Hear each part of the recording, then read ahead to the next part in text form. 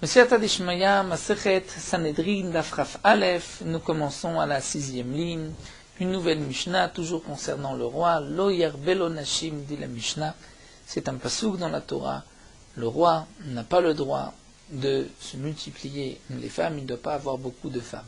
Combien a-t-il le droit d'en avoir? Donc il n'a pas le droit d'en avoir beaucoup, mais combien il a le droit? Ela shmona esre. Il n'a droit que 18 femmes.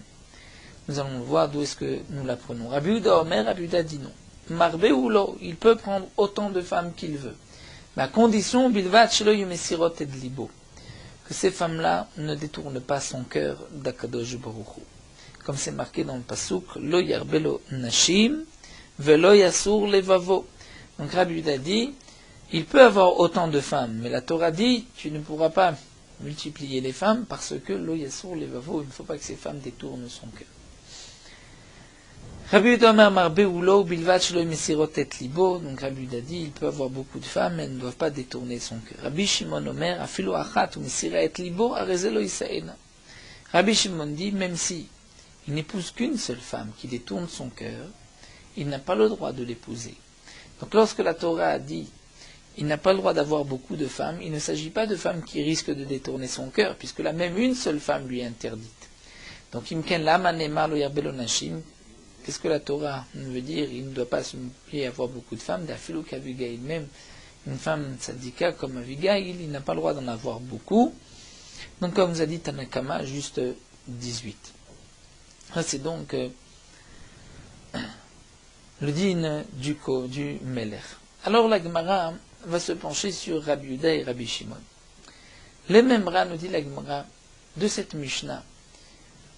On peut déduire des Rabbi Yehuda, d'Arish Tamadekra, que Rabbi Yehuda est d'Oresh, la raison du passouk. Donc la Torah nous dit qu'il ne doit pas avoir beaucoup de femmes. Pourquoi? Parce qu'il ne faut pas que ces femmes lui détournent son cœur. Donc Rabbi Yehuda dit, il peut avoir en vérité des dizaines de femmes si elles ne lui détournent pas son cœur. Rabbi Yehuda est d'Oresh, la raison de la Torah, et lorsque cette raison ne s'applique pas, donc il dit le din de la Torah ne s'applique pas, il peut avoir autant de femmes qu'il veut. Alors que Rabbi Shimon a l'air ici de ne pas être d'Oresh Tamadekra. C'est-à-dire, je ne tiens pas compte de la raison. La Torah dit, il ne doit pas avoir beaucoup de femmes, c'est-à-dire, même s'il a des femmes qui sont tzadikot, il n'a pas le droit d'en avoir beaucoup. Mais pourtant, demande la Gemara, Vaifra Shaminan Leu, nous avons appris par ailleurs que c'est le contraire, c'est Rabbi Shimon qui est toujours d'Arish Tamadekra. Cette marloquette entre Rabbi Yehuda et Rabbi Shimon est à propos de la Almana, où la Torah dit, on ne peut pas prendre un gage chez une veuve.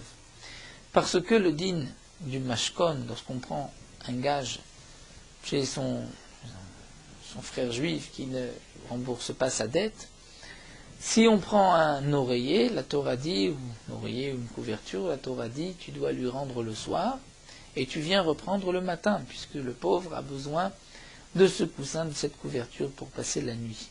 Donc c'est un mashkon que tu vas rendre et reprendre. Mais lorsque il s'agit d'une almana, d'une veuve, la Torah dit, tu ne pourras pas prendre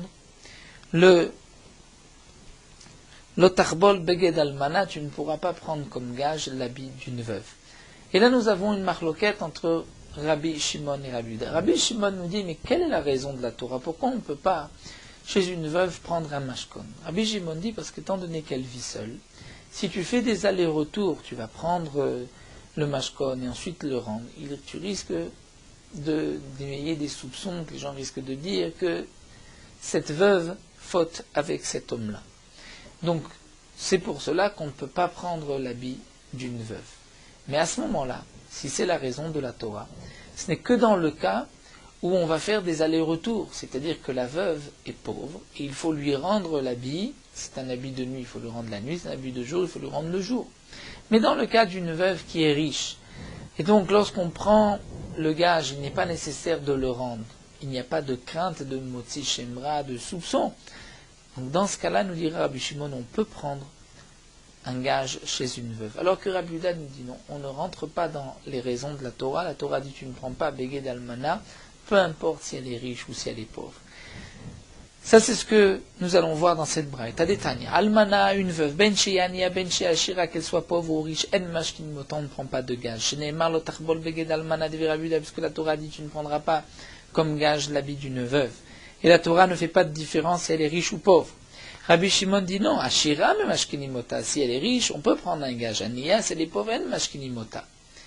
Ve'ata chayav la'arzirla, et tu dois lui rendre, ve'ata masi hashemra b'shchunotea, et tu vas lui porter donc un mauvais nom et des soupçons b'shchunotea parmi ses voisines. Ve'amrinan, bien sûr, lorsqu'on lit la Braïta, on lit Rabbi Shimon, on ne comprend pas, puisque c'est marqué Aniya en mashkinimota, ensuite la Braïta dit, mais tu dois lui rendre, mais si tu ne prends pas, tu ne rends pas.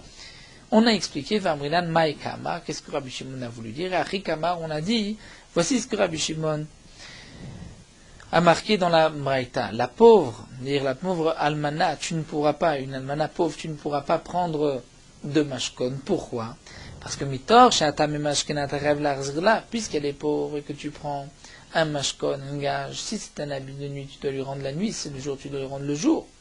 Donc tu vas faire des allers-retours, tu dois lui rendre, tu vas lui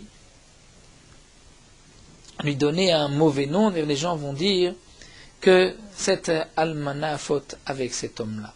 Donc pour Rabbi Shimon, ce n'est que la almana pauvre qu'on ne peut pas prendre de gage. Donc alma, je vois de cette braïta que Rabbi Yuda l'odarishta madekra, et que Rabbi Shimon darishta madekra, que Rabbi Yuda lui ne tient pas compte de la raison de la Torah, et c'est Rabbi Shimon qui tient compte de la raison de la Torah. Pourtant, dans notre Mishnah, c'est le contraire qui apparaît, où Rabbi Shimon dit, on ne regarde pas la raison de la Torah, lo yarbel onashim, peu importe comment sont ces femmes, alors que Rabbi Yuda dit, c'est lo yarbel onashim, des femmes qui risquent de détourner son cœur. La Gemara répond, Be'alma Rabbi Yuda lo darishta amadekra. En général, Rabbi Yuda ne tient pas compte de la raison de la Torah. Seulement, Sha'aneh achad mefaresh ta'amadekra. Ici, c'est différent, parce que dans le Passouk, la Torah précise quelle est la raison. La Torah dit Lo yarbel onashim velo yasur levavo, c'est-à-dire Matam lo yarbel onashim, dit la Torah, pourquoi il ne peut pas multiplier les femmes, mishum de lo yasur levavo, parce que il ne faut pas que ces femmes lui détournent son cœur. Donc Rabbi Yuda dit ici je suis d'Oresh.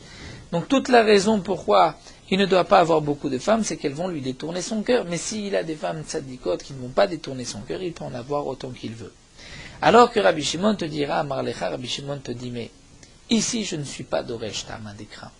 Puisque, dit Rabbi Shimon, Mirde be'alma darshinan d'Amadekra. Pour Rabbi Shimon, même lorsque la Torah ne donne pas la raison, on devine la raison, on est d'Oresh ta'amadekra, même lorsqu'il y a une conséquence, la halakha, on dira que pour la Hashira, une femme almana, veuve, riche, tu pourras prendre un mashkon. Donc en vérité, dit Rabbi Shimon, Imken l'irtovkra lo yarbel onashim velishtok, la Torah aurait dû juste marquer que le roi ne peut pas se multiplier les femmes, sans donner de raison. Vana amina, donc la Torah n'aurait rien dit, vilishtok, ça aurait tué, elle n'aurait pas dit le sur les vavos. Vana amina, et moi j'aurais dit, matam lo yarbe, pour quelle raison la Torah dit qu'il ne doit pas avoir beaucoup de femmes. Je comprends, mishum de lo yasur, pour ne pas que lo yasur, qu'elle lui détourne son cœur. Donc lo yasur la mali, alors pourquoi ici la Torah précise lo yasur, que les femmes ne lui détournent pas son cœur? C'est pour te dire, afilu achat ou mesiret libo, que même si tu n'en as qu'une seule, ou mesiret libo, arezelo isaena, le roi n'a pas le droit de l'épouser. C'est-à-dire, ce passouk étant trop, la Torah n'avait pas besoin de dire qu'elle ne détourne pas son cœur. C'est évident que c'est la raison. Donc si la Torah le marque, c'est pour nous dire que même s'il y en a une seule qui va détourner son cœur, il n'a pas le droit de l'épouser. Alors la question revient, et la mani mekem lo yarbe. Alors, qu'est-ce que la Torah veut nous dire en marquant lo yarbe, il ne doit pas avoir beaucoup de femmes, pour nous dire d'afilo qu'Avigaïl, que même des femmes comme Avigaïl n'a pas le droit d'en avoir beaucoup. Donc là, nous avons vu la machloket Rabbi Yuda et Rabbi Shimon. Donc en général, Rabbi Shimon tient compte de la raison de la Torah, Rabbi Yuda ne tient pas compte. Ici, c'est une exception pour Rabbi Yuda, et pour Rabbi Shimon aussi, il est d'Oresh le passo. Reprenons à Neshmona Esrei Minalan. D'où est-ce qu'on sait ce que nous dit le Tana, que le roi a le droit d'avoir 18 femmes. Dirtiv, puisque c'est marqué dans le passouk. Nous avons un passouk à propos de David Amelech. Le passouk dit Vaïvaldour les David Banim Bechevron. David a eu des enfants, lui sont nés des enfants dans la ville de Chevron. Vaï Bechoro Amnon, son aîné était Amnon l'Achinoam israélite, à sa première femme Achinoam. Ou Mishnu, le deuxième, c'était Kil'av, la Avigaïl, la femme de Naval à Carmel. Le troisième, c'était Avshalom ben Maacha. Donc là, c'est déjà la troisième femme. Achinoam, Avigaïl, Maacha. Batan Melerish. Arevi, le quatrième, Adonia ben Chagit, une quatrième femme Chagit. Vachamishi, Shefatia ben Avital, la cinquième femme David. Shishi, Yitraam le Egla, et chez David à Egla, la femme de David, nous verrons que Egla, il s'agit de Michal. Donc voici que David Amelech avait 6 femmes. Elle est Yuledou les David Bechevron sont les enfants de David que David a eu à Chevron. Donc le Passouk rapporte ici 6 enfants de 6 femmes. Vekamar le Navi, et le Navi dit à David Amelech, je te donnerai, Hachem lui dit, je te donnerai la maison de ton maître et la maison de Shaoul, les femmes de ton maître, les femmes de Shaoul. Vimeat, termine le Passouk, et si ce que tu as est peu, veosif alecha, je te rajouterai chaena ve chaena. Comme ce que tu as, ve chaena et encore comme ce que tu as. Donc je suis Doresh. Kaena, comme celle-ci, c'est-à-dire shit, 6. Il a déjà 6. Le Passouk dit, si tu veux, je te rajoute encore 6. Ça fait 12. Vechaena, et encore, comme ce que tu as, encore 6. Donc en tout, Davlut Manesare, ça nous donne 18. Matkifla Ravina dit non. Peut-être qu'on doit être Doresh le Passouk 15. Ima Kaena Tartesare. Il a 6 femmes, et on dit Kaena encore 6, c'est-à-dire en tout 12. Quand c'est marqué Vechaena, c'est Vechaena comme ce qu'il a après le Kaena, c'est-à-dire après avoir ajouté 6, il en a 12. Donc le Passouk dit Vechaena et encore comme c'est 12, c'est-à-dire 24, Esrim Verba. D'ailleurs, la Gemara nous dit Tanna Merchi, j'ai une braïta qui dit Lo Yarbelo Nashim, le terme Esrim Verba. Il n'a pas le droit d'avoir plus de 24, mais 24, il a le droit. La Gemara continue. Les mains des Darish Vav, et d'après celui qui est Doresh le Vav, du Vechaena, comme on le voit, nous dit Rashi, plus loin d'Afnan Aleph que Rabbi Akiva et Doresh, le Vav de Bat ou Bat. Donc Vav, ça nous donne Arbaim Vishmone Av. C'est-à-dire que on est Doresh. Akadosh Baruch Hu va te rajouter Kahena, c'est-à-dire comme ce que tu as. Tu as 6, encore 6, ça fait 12. Vechaena, c'est encore Kahena d'abord, c'est-à-dire encore comme c'est 12 et 24, et le Vav, c'est-à-dire encore comme ce que tu as, c'est-à-dire 48. Tanana Meachi, nous avons une braïta qui dit Arbel Nashim Eter Marbaim Veshmone. Il ne peut pas avoir plus de 48 femmes. Donc d'après ce Tana, c'est effectivement 48 femmes. Mais Tana dit Dan Maïtame. Dit l'Agma et le notre Tana, quelle est sa raison, pourquoi c'est juste 18? Amarav Kana Makish Kahena Batra le Kahena Batra le Kahena Kama. On fait un ékesh entre le deuxième Kahena au premier Kahena.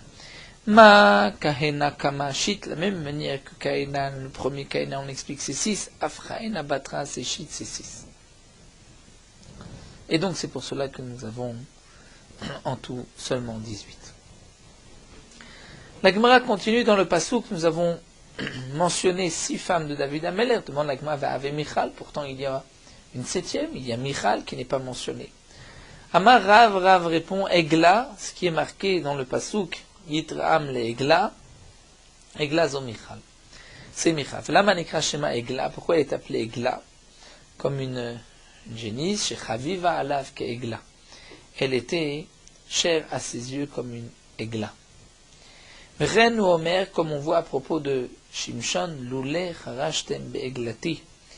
Lorsque les Philistines ont trouvé la devinette de Shimshon, Shimshon avait dit, c'est parce que vous avez forcé ma femme à vous dire quelle était l'explication de la devinette. Donc on voit qu'il a appelé sa femme Eglati. La Gemara demande, Oumi à vous les Michal Bané, est-ce que Michal a eu des enfants? Actif, pourtant c'est marqué, Michal bat Shaoul, là il a Vlad Adiom Mota, que Michal bat Shaoul n'a pas eu d'enfants jusqu'au jour de sa mort. Amar Afriza répond, c'est vrai, mais Adiom Mota, lo ayala, beyom Mota ayala. Jusqu'au jour de sa mort, elle n'a pas eu d'enfants, mais le jour de sa mort, elle a eu des enfants. Mais la Gemara poursuit dans Mirte Banim, Hechek Achashivlu Bechevron. Ce qui est rapporté ici, Yitram le Egla, ils ont dit Egla, c'est Michal. Donc Yitram, le fils de Michal. Pourtant c'était à Chevron. Et ce maasé de Chevron, c'est avant cette punition qu'a eu Michal de ne pas avoir d'enfants. Puis le maasé de Michal, c'est Birushalayim, avait c'était à Yerushalayim, c'était bien plus tard, lorsque David Amelech était à Yerushalayim, l'Irtiv, comme c'est marqué, lorsqu'on a ramené le Aaron dans la ville, dans Ir David, et c'est marqué où Michal bat Shaoul nishkafa badachalon, elle a regardé par la fenêtre, va tirer ta Melech David mefazez mekarker lifnei Hashem, va tivez lo beliba. Elle a vu comment David Amelech dansait, sautait devant le Aaron, en l'honneur du Aaron, mais elle, à ses yeux, va tivezlo beliba, Melech s'est déshonoré à ses yeux, et elle lui a aussi reproché, comme c'est marqué dans le Passouk, Ve'amar Rabbi Yehuda dit, V'itmar Rav Yosef, à ce moment-là, Shakalta Michal le Mitrafsa. Lorsque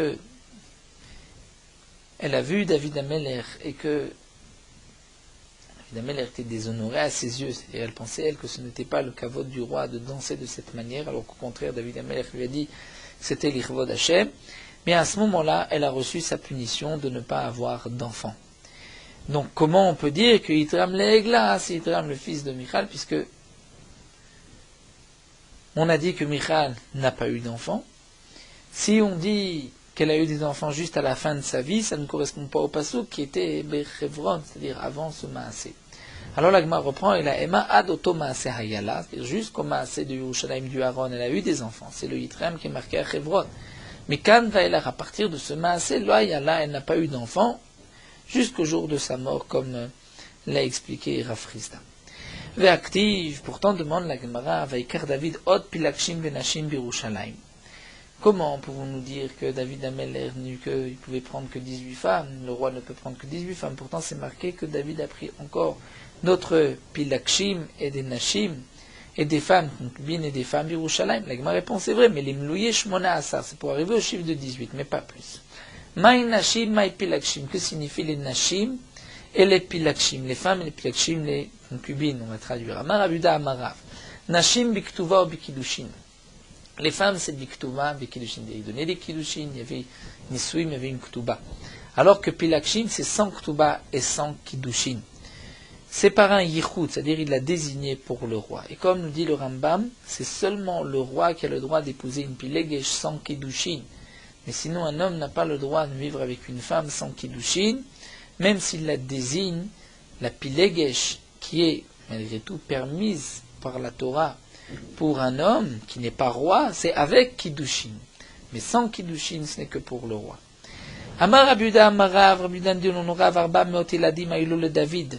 400 enfants avaient David Ameler. Vekulam Bene Yifat Toar. Ils étaient tous des enfants de Yifat Toar, dire de femmes que David Ameler avait trouvées pendant la guerre, comme c'est marqué dans la paracha de Kitetse. Donc une femme qui était prise en captivité, qui plaisait au guerrier, il avait le droit de la prendre, comme c'est marqué dans la paracha de Kitetse. Donc David Ameler, pendant ces guerres, a trouvé quelques Yifat Toar, et il a eu 400 enfants. Omegadle Bloriot Ayou, ils avaient des bloriot et des cheveux longs, Vekulam Yoshvim Bekernot Shel Zahar, et ils étaient tous dans des petits carrosses d'or, Umealchim Berachek Gayasot Ayou, et ils marchaient à la tête des armées de David. Vem Ayou Balei Grofim Shebe David, c'est eux qui avaient les Balei Grofim et les hommes forts, l'homme de poing de la maison de David, et qui même frapper et punir. V'amar Rabuda Amarav et Rabuda Diononorav que Tamar, dans le massé de Amnon et Tamar était aussi bat Yefat Toar, Aïta était la fille d'une Yefat Toar. Shinema, comme c'est marqué, Va'ata Daberna, comme c'est marqué dans le Passouk, lorsque Amnon a voulu avoir une relation avec Tamar, elle lui a dit, Va'ata Daberna et la Meler, qui est le Me'animimeka. Dire, parle au roi, et il ne te privera pas de moi, il acceptera que je me marie avec toi. Et donc, puisque c'était la fille de David Ameler, comment elle pouvait se marier avec Amnon qui était aussi le fils? Si tu dis que Tamar est née d'une femme qui était mariée avec David Ameler, alors avait Achaté, c'était sa sœur, Amnon, il y avait Charlé, il n'aurait pas pu l'épouser. Et la Shema Mina Batifat Toar. Donc on est obligé de dire Tifat Toar, c'est-à-dire que elle était Tamar, la sœur de Avshalom, aussi Batifat Toar, mais c'était avant la conversion de sa mère. Avant que cette Yefat Toar soit convertie Belev Shalem. Donc Maacha était une Yefat Toar. Elle a eu Tamar avant de s'être convertie sincèrement, et donc elle n'avait pas encore le statut de la fille de David, et c'est pour cela qu'ensuite elle pouvait se marier avec Amnon une fois convertie. La Gemara poursuit et nous rapporte quelques psukim et les explique concernant l'histoire de Amnon et Tamar. La Gemara nous dit, dans le Pasuk, c'est marqué où Amnon Rea. Amnon avait un ami, Ushmo, son nom était Yonadav ben Shim'a, Achi David. Yonadav ben Shim'a, le frère de David, ve Yonadav ish chacham meod. Yonadav était un homme très intelligent. Amar Rav Yehuda Amarav, il était ish chacham, mais pas les tov, les rish'a, c'est-à-dire dans sa rishout, dans le mauvais conseil qu'il lui a donné, comme nous allons le voir, puisque Yonadav a dit à Amnon, Vayomer lo madua ata kachadal ben Amelech. Pourquoi tu as l'air si faible, ben Amelech? Vayomer lo, donc lorsque Amnon lui a dit qu'il aimait Tamar, la sœur de Avshalom, alors Yonadav lui a donné le conseil, il lui a dit, Vayomer lo Yonadav shachav al mishkavecha, tu vas t'allonger sur ton lit, veitral, et tu vas dire que tu es malade, tu vas te faire prendre pour un malade, ton père viendra, et tu lui demanderas que Tamar, ta sœur, vienne et te donne à manger. Et qu'elle ad ve'asta le'enai et tabiria. Tu demanderas à ton père que tu veux que Tamar vienne te préparer à manger devant toi. Et effectivement, c'est ce qui s'est passé, et dans le pasuk, Vatikar, Hamasret vatitzok lefanav. Il n'a plus d'ustensiles pour verser devant lui. Amar Rav Yehuda Amarav shastalo minetigun. Elle lui a préparé une sorte de friture. Et dans le pasuk, c'est marqué ensuite que Amnon a fait sortir tout le monde et il a violé sa sœur. Et juste après, dit le pasuk, Vaisnaea Amnon sin'a gdola meod. Amnon ensuite s'est rempli de haine. Il l'a détesté plus encore, dit le pasuk, que ce qu'il avait aimé au départ, et il l'a renvoyé. Maïtama, pour quelle raison Amnon a ensuite de la haine pour sa sœur? Amar Rav Yitzhak, parce que Nima Nikshiralo, il y a un poil, un cheveu qui s'est attaché à son membre, Ve'asaato karot shufra. Elle l'a rendu karot shufra, c'est-à-dire lui a coupé le guide, et ensuite donc Amnon ne pouvait plus avoir d'enfant. Tout le monde l'a gma v'chi nikshiralo ihi may avda. Si nikshiralo, c'est passif, il s'est attaché, il s'est tourné autour de son membre. Ça ne veut pas dire qu'elle a fauté. Pourquoi il lui a reproché quoi que ce soit? Qu'est-ce qu'elle avait fait? Elle a ima, le gma nous dit, il faut reprendre, il faut dire kashralo nima. C'est-à-dire qu'il lui a attaché un poil, un cheveu sur son membre, ve'asato karot shufra, et donc ce moelle l'a blessé, lui a coupé le guide et ensuite donc l'a rendu karot shufra, et Amnon ne pouvait plus ensuite avoir de relation, ne pouvait plus avoir d'enfant. Donc c'est pour cela que Amnon l'a détesté. La Gemara demande Enni, mais pourtant Vadrash Rava. Rava a été Doresh Maï, dirtiv, quelle est la signification du pasuk? Vayetzelach Shem Bagoim Beyofier. Il était sorti un nom Bagoim parmi les peuples, Beyofier de ta beauté. De là, on apprend chez Enlem, les Bnot Israël, l'Oser Bet Hachechiv, l'Of Bet Aerva, que les Bnot Israël, jusqu'à la destruction du Bet Hamikdash, avant la faute, étaient répandues pour leur beauté, c'est-à-dire, elles n'avaient pas de poids ni Bet Haché sous les aisselles, velo Bet Aerva, ni à l'endroit de la Herva. Donc, comment est-ce possible qu'il y ait eu une nima, un poil qui a rendu karot shufra Amnon? La Gemara répond, Shane Tamar. Tamar, c'était donc différent. Pourquoi? Des Bat Yefat Toar avaient, comme nous l'avons expliqué, elle n'était pas descendante d'une Bat Israël, puisque sa mère était une Yefat Toar, et une femme de belle apparence que David Amelech a pris en guerre. La Gemara nous rapporte ensuite, une fois que Amnon violait Tamar, sa sœur, Vatikar Tamar réfère al Rocha, elle a pris de la cendre qu'elle a placée sur sa tête, Urtonet a passé Masheralea Kara, et son habit, la tunique qu'elle portait, elle l'a déchiré. Tana Mishmed Rabbi Shua ben Kocha, nous avons une braïta nom de Rabbi Shua ben Kocha qui nous dit Geder Gadol Gadra Tamar Botasha, par sa conduite, lorsqu'elle a montré cette cendre, a déchiré ses habits, elle a mis une grande barrière à ce moment-là pour les autres filles, c'est-à-dire elle a montré aux autres filles combien il fallait faire attention pour ne pas arriver à une telle chose. Amrou, où les femmes ont dit, si les bnot melachim, car c'est une fille de roi, il lui est arrivé une telle chose, alors les bnot idiototrachat kama a une simple vie, à plus forte raison qu'il peut lui arriver quoi que ce soit, et donc, il faut qu'elle fasse attention.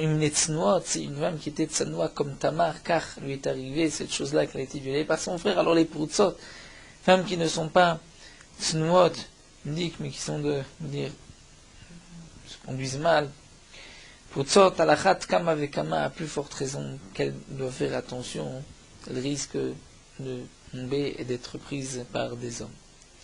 Amar Ravuda nous dit, on devra à ce moment-là, gazrou. Les Chachamim ont décrété, ont été gozer à la yichoud. Sur le yichoud d'une échetish, qu'un homme n'a pas le droit de s'isoler avec une femme mariée, va la pnouya, et sur le yichoud d'une jeune fille, même jeune fille qui n'est pas mariée, pour donc éviter qu'il y ait ensuite une transgression, un viol, comme Amnon et Tamar. Alors demande l'agma, mais yichoud deoraitahu, le yichoud, l'interdiction de s'isoler avec une femme, c'est deoraita, c'est minatora, d'amar Rabbi Yochanan, mishum Rabbi Shimon ben Tzadak, puisque Rabbi Yochanan a dit au nom de Rabbi Shimon ben Tzadak, remez le yichud minatora minaim, puisque nous avons une allusion que le yichud s'isoler avec une femme est interdit minatora shenema, puisque le pasuk dit, qui est citera achicha benimecha, lorsque ton frère, fils de ta mère, va t'inciter à la vodazara.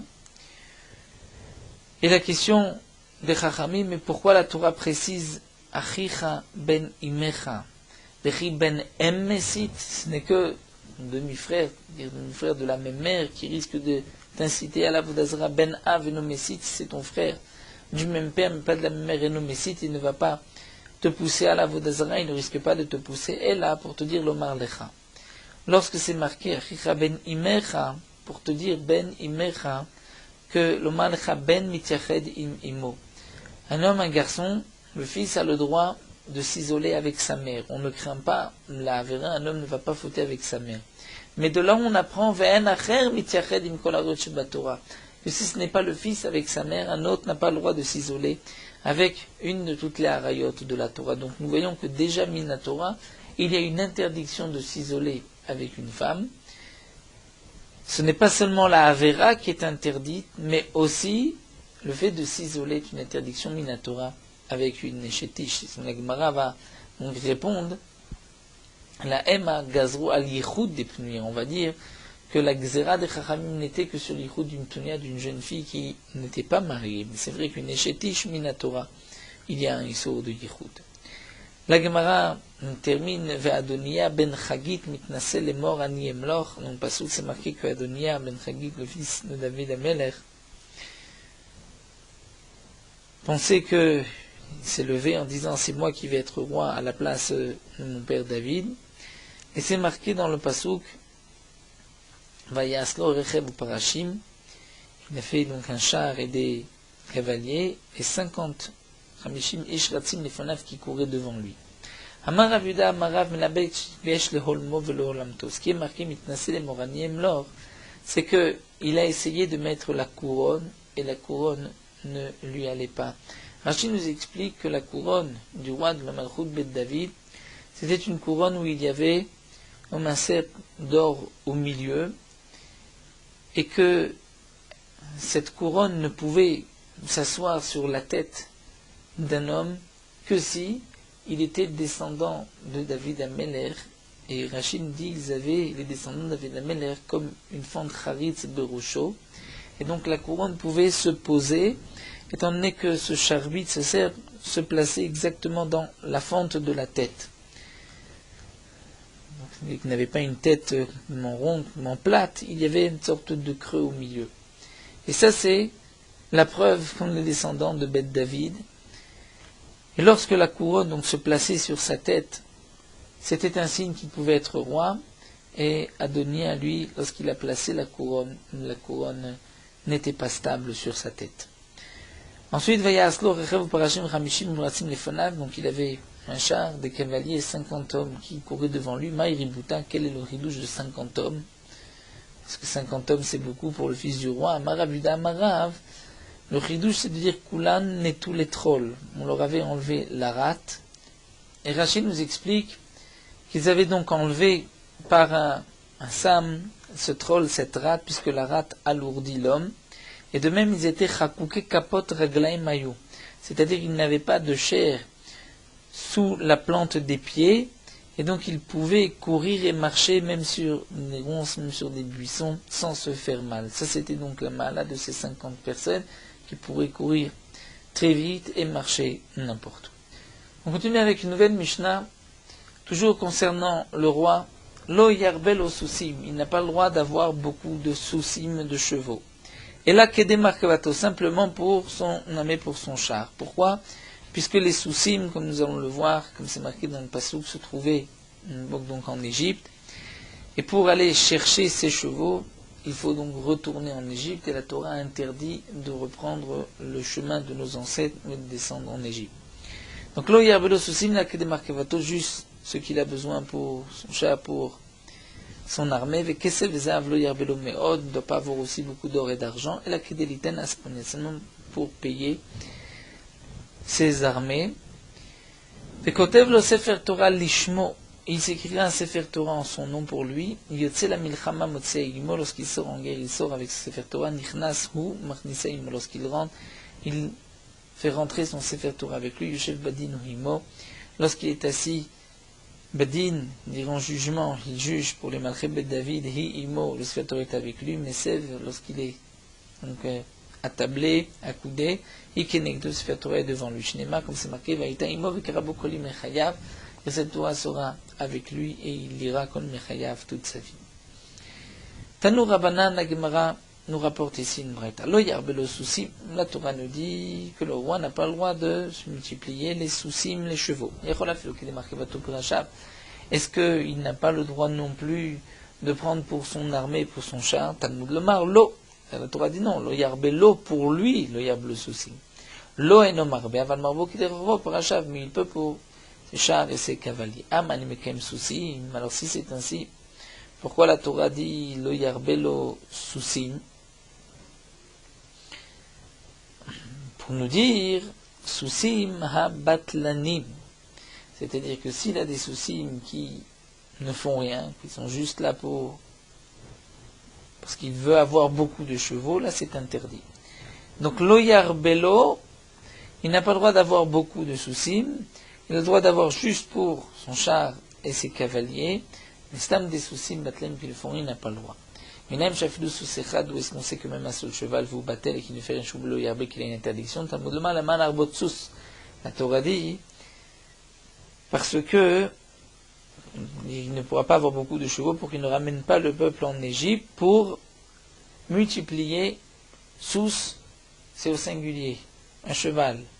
Pour dire que même si c'est un cheval en plus, c'est interdit. Alors, vérifie, mais achad afilou sous sechad vous battait kebelo yarbé. Alors, ce sim la malide, de manière même un seul cheval qui ne fait rien, il y a une interdiction de l'oyab, et alors sous sim, beaucoup de chevaux la malide, pourquoi ai-je besoin d'un passou pour me dire que même beaucoup de chevaux c'est interdit, puisque même un seul cheval est interdit en plus. La avor répond l'agma belotasal kol sous vesus. C'est lorsqu'il n'a pas besoin de ces chevaux pour son char, pour ses cavaliers, et qu'il prend des soucis, des chevaux juste pour en avoir beaucoup, pour faire grandir ses biens, dans ce cas-là, il transgresse sur chaque cheval qu'il va rajouter. La Gemara poursuit Tamad lo halavachi avaminu aflukide chobobrashav namelo. Demande la Gemara, donc c'est parce que c'est marqué lo, c'est-à-dire lo yarbelo, pour lui, personnellement, il n'a pas le droit d'en avoir beaucoup, mais pour son ami, il en a le droit. Il a le droit d'en avoir. Cela voudrait dire, dit l'agma, on avait une avamina, que si c'était pas marqué l'eau, qu'il ne pourrait pas avoir de chevaux, même pour son char, ses cavaliers. Mais de mon agma, on n'a pas vu une malchoute, c'est-à-dire un royaume, un règne sans rechev parachim, sans char et sans chevaux. L'agma répond, on l'otsrira là à foucher. Et en vérité, c'est sûr qu'il a le droit d'avoir un minimum. Sinon, il ne peut pas être, ce n'est pas une malchoute qui se respecte. Mais il n'a pas le droit, j'aurais pu croire qu'il n'a pas le droit même d'avoir la fouchée, d'en avoir beaucoup, d'en avoir birvari. Il devrait avoir juste le minimum. Donc la Torah dit non, l'eau, pour lui, il n'a pas le droit de multiplier, mais pour son armée, il peut en avoir même s'il en a besoin un peu plus. Et Rachid nous rapporte une autre explication qui dit que lorsque un homme était si à cheval, il avait à côté un autre cheval et de temps en temps il changeait de cheval pour pouvoir reposer le premier.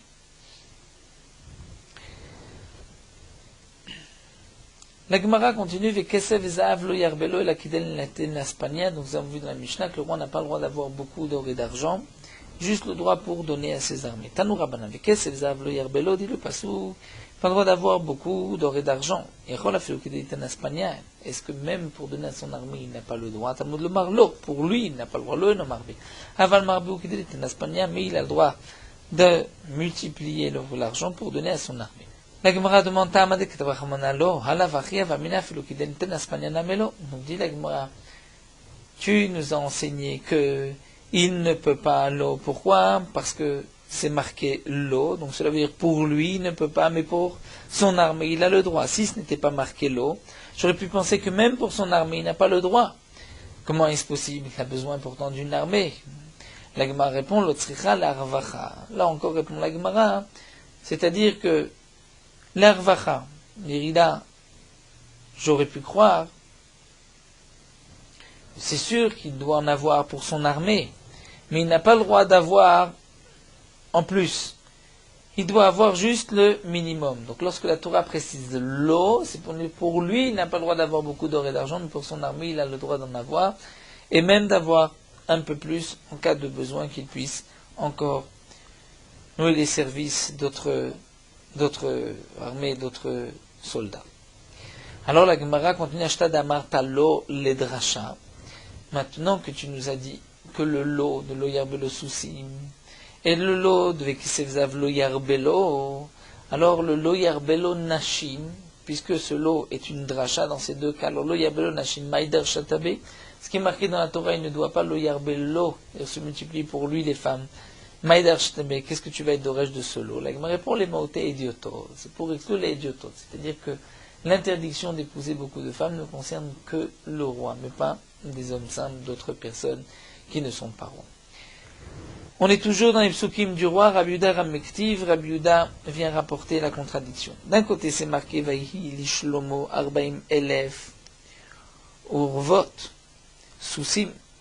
Shlomo avait 40 000 urvot sousim merkevato pour son armée pour ses chars. 40 000 urvot. C'est-à-dire, on va dire 40 000 écuries. Vective, d'un côté c'est marqué Vaïli Shlomo, Arbaat Alafim, c'est marqué dans le passage que Shlomo avait 4 000 urvot sousim. Donc 4 000 urvot sousim, 4 000 écuries, Haketzan. Alors la Gemara nous dit il y avait deux choses. Il y avait ce qu'on va appeler les itztablaot, c'est-à-dire l'écurie elle-même, et il y a les uriyot, c'est-à-dire les compartiments pour chaque cheval. Donc là, Gemara nous dit Ketzad. On va être d'Oresh les deux psukim, c'est-à-dire que Shlomo HaMelech avait 40 000, mais aussi 4 000. Donc, Im Arbaim Melech itztablaot, s'il avait 40 000 écuries, on va dire du Kol Echad Vechad Ayubo Arbat Alafim Urvot Susim, c'est-à-dire que chaque écurie avait 4 000 compartiments où était installé dans chaque compartiment un cheval. Et si on dit que les 4000 c'est sur les itztablaot, sur les écuries, donc il faut dire qu'il y a kolechad vechad ayubo arbaim melef urvot sousim, que dans chaque écurie il y avait 40 000 compartiments pour les chevaux. De même, la Gemara conduit Rabbi Yitzchak Ramekti vient objecter les psukim, c'est marqué en kesef nershav bimeshlomo limeuma, que l'argent n'était pas considéré à l'époque de Shlomo, comme l'argent ne valait rien, n'avait aucune valeur à l'époque de Shlomo, tellement qu'il en avait. Effective, et d'un côté c'est marqué, Vaïten Shlomo et Akesef Yerushalayim Ka'avanim. Shlomo a donné l'argent à Yerushalayim comme des pierres, et les pierres ont quand même une valeur. Alors, comment répondre à cette contradiction? La Gemara répond Lokasha. Quand Shkodem Shenasa Shlomo et Bat Paro. Un cas c'était avant que Shlomo épouse la fille de Paro. Quand Nachar Shenasa Shlomo et Bat Paro. Et l'autre pasouk c'est après que Shlomo HaMelech a épousé la fille de Paro. Donc avant l'argent, Shlomo était immensément riche, l'argent était comme rien. L'imouma. Mais ensuite c'était Keavanim comme des pierres. Amar Rabbi Yitzchak nous dit Bishar Shenasa Shlomo et Bat Paro. Au moment où Shlomo HaMelech a épousé la fille de Paro, c'est marqué aussi dans les Shonim que la fille de Paro s'était donc convertie. Shlomo HaMelech n'avait pas épousé une non-juive. Mais elle s'était convertie. Malgré tout, ce n'était pas une femme qu'il devait prendre, et c'est pour cela que Yarad Gavriel est descendu, Venaatz Kanebeyam, et il a enfoncé un roseau, un canet dans la mer, ve'ela sirton, et autour de ce canet s'est rassemblé des tas de terre, de sable, et ensuite c'est devenu toute une île, ve'alav nivne krar gadol sheberum, et dessus a été construit une grande ville au village de Rome.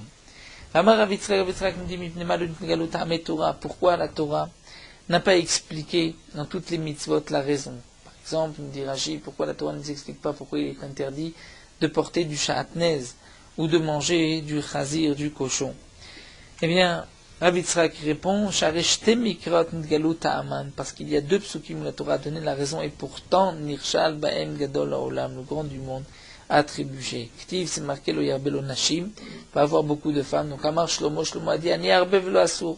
Tout le problème c'est pour ne pas que lo yarbe lo nashim velo yasur levavo, pour ne pas qu'elle lui détourne son cœur. Shlomo Amelech a dit je vais avoir beaucoup de femmes, elles ne vont pas me détourner mon cœur. Et pourtant c'est marqué effectivement vaïl et ziknat Shlomo nashav itvod levavo. C'est marqué que à la fin de la vie de Shlomo, lorsqu'il était vieux, ses femmes lui ont fait levavo, lui ont détourné son cœur. Ça m'explique, nous verrons aussi par la suite, ce n'est pas que Shlomo Melech a fauté, mais qu'il ne s'est pas opposé aux mauvaises conduites de ses femmes. Même à Vodazara, il n'avait rien dit.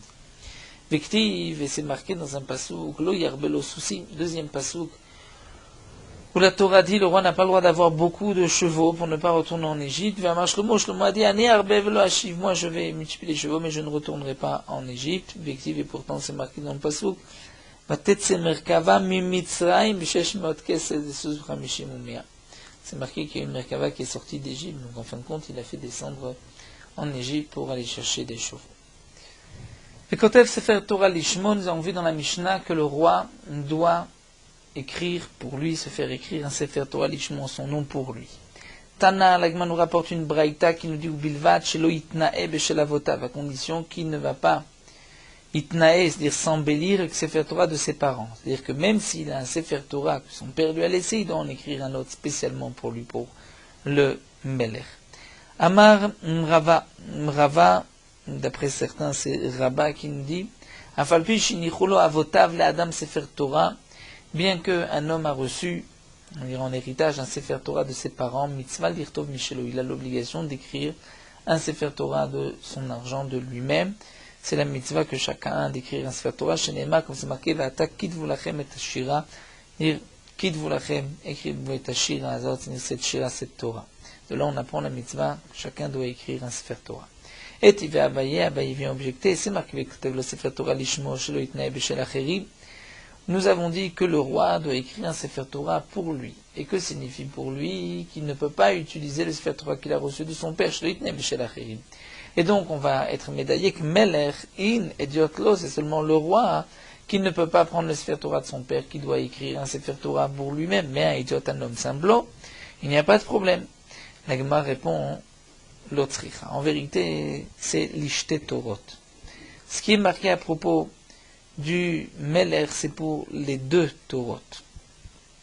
C'est-à-dire que le roi, la différence entre le roi et un simple homme, c'est que le roi doit avoir deux Torah, alors que le idiot lui suffit un seul Sefer Torah. Mais c'est sûr que dans les deux cas, on doit s'écrire, initialement se faire écrire un Sefer Torah, et ne pas prendre juste un Sefer Torah de ses parents d'héritage. Ou Gdetana, comme c'est marqué dans la Braïta. Vekatavlo et Mishne. Puisque à propos du roi, c'est marqué Vekatavlo, il écrira et Mishne à Torah. Zod la pour Mishne, Melachon Shtaim. C'est-à-dire Kotev, il écrira Lishmo, lui pour lui. Shte Torot, deux Sifre Torah. Donc ce qui est marqué que le roi, côté Sefer Torah Lishmo, c'est qu'il doit écrire un Sefer Torah en plus de tout Israël. Un Sefer Torah où le roi sort et rentre avec. Et un autre qui est caché, qui est lisé dans les trésors du roi. Le Sefer Torah avec lequel le roi rentre et sort, on va dire la parenthèse, on va faire comme une petite camilla, c'est-à-dire on va écrire un Sefer Torah tout petit, et il va nous se pendre à son bras, de ma droite bal emot, pas d'y tourner, donc c'est sur son droit qu'il le porte. Et non Et donc avec ce Sefer Torah, il ne rentrera pas l'ole beta mechatz, ni dans un bain public, l'ole beta kissé, ni dans un toilette. Chenema, vaïta imo vekarabod. La Torah, le Sefer Torah sera avec lui et il ira dedans. Que signifie vekarabo? Makom araou il likrodbo. C'est-à-dire, le Sefer Torah sera avec lui dans un endroit où il peut lire dedans, mais pas dans le mechatz ou le beta kissé, pas dans les toilettes, ni dans la salle de bain. Amar Marzoutra vitema Mar Ukva. Marzoutra nous dit, et d'après certains c'est Mar Ukva. Betrila nitna Torah l'Israël b'chtav ivri. Au début, la Torah a été donnée au Bnei Israël par un ktav ivri, c'est-à-dire ivri, dit Rachid, de ceux qui étaient Everanar de l'autre côté du Nar. C'était un ktav, une écriture de l'époque. Et le langage était Velashon HaKodesh, il était écrit en Lashon HaKodesh. Chazra v'nitnam b'Ezra, à l'époque de Ezra, la Torah leur a été donnée Birtav Ashurit, dans le Ktav Ashurit, c'est le Ktav que nous avons aujourd'hui avec lequel nous écrivons les Sifrei Torah, Fin Mezuzot, Velashon Arami. À l'époque de Ezra, la Torah leur a été écrite en langage araméen. Ensuite, Birerou lahem l'Israël, Ktav Ashurit, Velashon HaKodesh. Les Israël ont choisi que le Sefer Torah avait été écrit en Ktav Ashuri, comme on l'écrit aujourd'hui, Velashon HaKodesh, en Lashon HaKodesh, comme le Sefer Torah que nous avons. V'inichu les idiotot, ils ont laissé les idiotot, nous verrons qui sont les idiotot, ils ont laissé Ktav Ivrit, Velashon Arami, le Ktav Ivri et Velashon Arami. Man idiotot, qui sont les idiotot, la Marafrizda Kuta, et ce sont les Koutim. On dit que aujourd'hui les descendants des Koutim sont les Shomronim, et ils ont aussi des Sifrei Torah écrits Ivrit, la chaîne Ivrit et aramide, donc ce n'est pas exactement le même Ktav que nous avons, c'est le Ktav Ivri, et c'est en araméen que leur Torah est écrite. La Gemara demande Maï Ktav Ivrit, que signifie, c'est quoi le Ktav Ivrit, donc Everanar? Amar Afriza, c'est Ktav Livunaa, c'est-à-dire, explique Rashi, de grosses lettres, comme on écrit dans les Kimiot et dans les Mezuzot. Aujourd'hui, on écrit les Mezuzot avec Ktav Ashurit. Donc, Rav Frizda ici nous dit, le Ktav Ivrit, c'est un Ktav qui est appelé le Ktav Livunaa. C'est-à-dire de grosses lettres. Exactement, nous ne savons pas quelles sont ces lettres-là. Tosfot voulait donner une explication. C'est que le Ktav Livunaa, ce n'est pas un Ktav qu'on écrit avec du duo. Les lettres ne sont pas écrites en noir sur du blanc. Mais c'est qu'on écrit, on met de l'encre sur tous les contours de lettres et on laisse à l'intérieur du blanc. Ça, d'après Tosfot, c'est une explication de Ktav Livunaa. Mais en fin de compte, Tosfot refute cette explication. Tanya Rabbi Yossé Omer, Rabbi Yossé nous dit, Raouyaya Ezra shnaten Torah al yado l'Israël. Ezra a mérité que la Torah, il aurait pu lui donner la Torah au peuple d'Israël. Il m'a l'équidement Moshe, si ce n'est que Moshe Rabbeinu l'a devancé. Il lui aussi Moshe Rabbeinu était méritant à donner la Torah au peuple d'Israël. Mais Moshe ou Omer, puisque à propos de Moshe, c'est marqué où Moshe Allah el Elohim. Moshe est monté chez Akadosh Baruch Hu Ezra ou Omer, ou Ezra Allah mi Babel. Ezra qui montait de Babel. Donc, Ma'aliya Amura Kan Torah, de la manière Moshe Allah Elohim, il s'agit de la Torah que Moshe Rabbeinu était cherché, Afali Amur Lan Torah. L'Aliya aussi qui est marqué à propos de Ezra, c'est Torah. Donc, Ezra aurait pu nous apporter, nous donner la Torah. Ben Moshe ou Omer, Veotit Siva Hashem Baetaïd, Lamed Etrem Chokim Mishpatim. C'est à cette époque qu'Akadosh Baruch Hu m'a ordonné de vous enseigner les lois et ses Mishpatim. Ben Ezra ou Omer, Ezra aussi c'est marqué qui Ezra Echin Levavo Lidrosh et Torah Hashem, la Sot ou la Med Israël Chok ou Mishpat. Donc lui aussi il a préparé son cœur pour Edrosh Torah Hashem et pour enseigner Chok ou Mishpat. Va'afalpish l'netna Torah liyado. Et bien que la Torah n'a pas été donnée par l'intermédiaire de Ezra, par l'intermédiaire de Moshe Rabbeinu, malgré tout Nishtana liyado, elle a changé. Par lui, qu'est-ce qui a changé? Haktav, Nishtana liyado Haktav. Le Ktav a changé. Shinema, comme c'est marqué dans le Pasuk. Et la Gemara nous rapporte un Pasuk dans Ezra, où c'est marqué Uchtav, Anish Tevan, Katuv Aramit ou Meturgam Aramit. C'était un Ktav. Anish Tevan, c'est-à-dire un Ktav, une écriture qui était différente, Nishtane. Donc c'est un message qu'un malach a écrit, comme nous allons voir dans la Gemara, il a écrit Mana, Mana, Takal ou Parsin. À l'époque de Daniel, c'était un Ktav aramite et était traduit en arami. Effectivement, c'est marqué Lo kehalin kadva le mikra, c'est-à-dire personne n'avait réussi à lire ce qui avait été écrit, et de même, ou pichre le odaa le malka, personne aussi ne savait expliquer ce message qui avait été écrit par un malard à l'époque de Belshazzar. Et donc, puisque dans le pasuk c'est marqué Mishlevan, donc on voit que c'est un ktav qui avait été changé. Ce n'est pas le ktav habituel. L'objectif, il s'est marqué Vechatav et Mishne HaTorah Azot.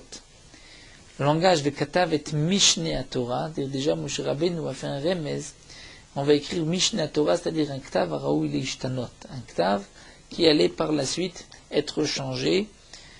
À l'époque de Ezra, donc c'est ce ktav qui était à l'époque ivri, qui a été ensuite changé à Ashuri, l'époque de Daniel, et que Ezra a fait écrire ensuite la Torah Bechtav Ashurit.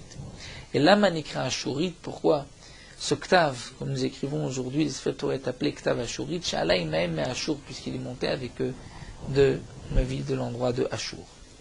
Tanya la Gemara nous rapporte ici une braïta, Rebi Omer, Bitrila Birtav Zen Itna Torah l'Israël. Au départ, la Torah a été donnée par cette écriture, qui était le Ktav ivri. Et donc la question est pourquoi, à l'époque de Daniel, personne n'a su lire, puisque c'était le Ktav de la Torah. C'est parce qu'ils avaient fauté à l'époque du premier Beth Amikdash, et ils ont négligé la Torah. Donc à ce moment-là, Kevan Shechatu Nehfach Laem le Roetz. Cette Torah s'est transformée les Roetz, comme Tiratz Oye, dire contre eux, qu'ils l'ont oublié.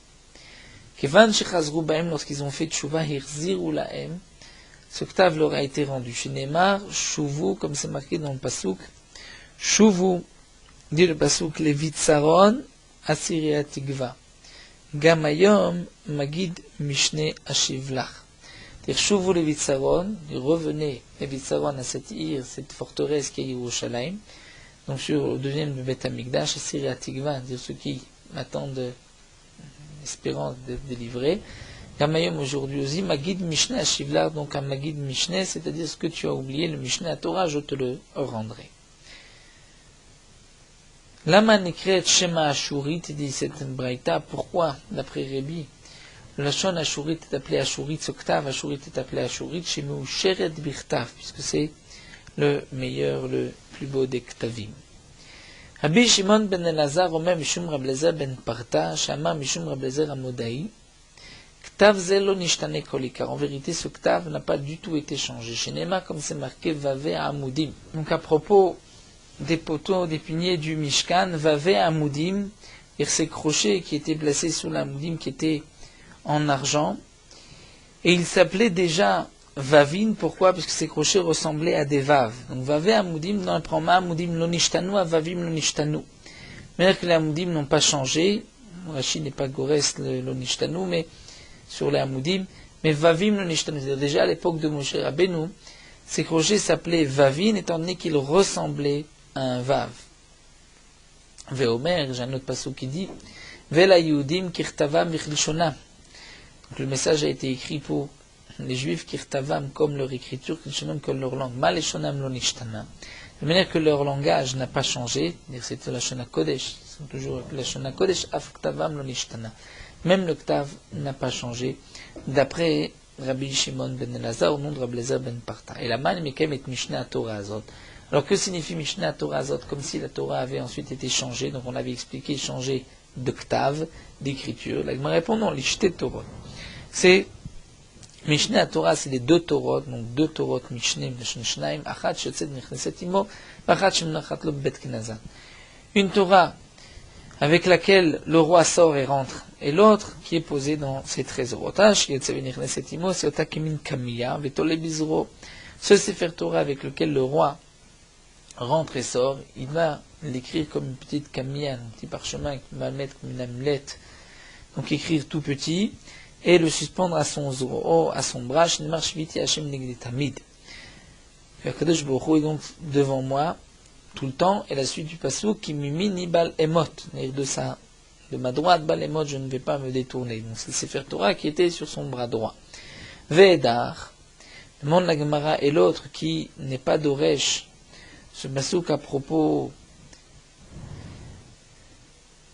de ces deux Torot, Hay Shiviti Mai Darishbe, comment va-t-il être d'Oresh le Shiviti? Ah ou, ce pasuk, je m'en sers, mais Vaïele, Kedera Franon Bar Mizna, comme l'enseignement de Rav Hana bar Bizna. Damar Rav Hana bar Bizna, Rav Shimon Chassida, mitpalel, celui qui prie tsarir, sheyire, atzmo, ki le shkena kenegdo, il doit se voir comme si la shkena est en face de lui. Shinemar, shiviti Hashem nigtamid, dire Akadosh Baruch Hu, Shana est devant moi tout le temps. La Gemara termine en demandant, mais les Rabbi Shimon d'Amar Ktav Zelo Nishtana. D'après Rabbi Shimon qui a dit que ce Ktav n'a pas changé, donc si le Ktav n'a pas changé, c'est toujours le même Ktav, alors pourquoi à l'époque de Daniel, le message écrit par le Malach, personne n'a pu le lire. Maï lo kahalin Ktava le Mikra, personne n'a pu, il n'y a pas de Ktav ainsi pour le lire. Amar Rav, parce que Begematria Irtiv. Rav répond, c'est que Begematria Irtiv, il n'a pas été écrit ce message normalement avec toutes ces lettres, mais il a été écrit de cette manière. Irtiv Lehon, Yetet, Yetet, Adar, Po, Gachamat, c'est-à-dire avec la combinaison des lettres de Adbash, c'est-à-dire la première lettre avec la dernière de la Torah, la deuxième avec l'avant-dernière, la troisième, et ainsi on remonte.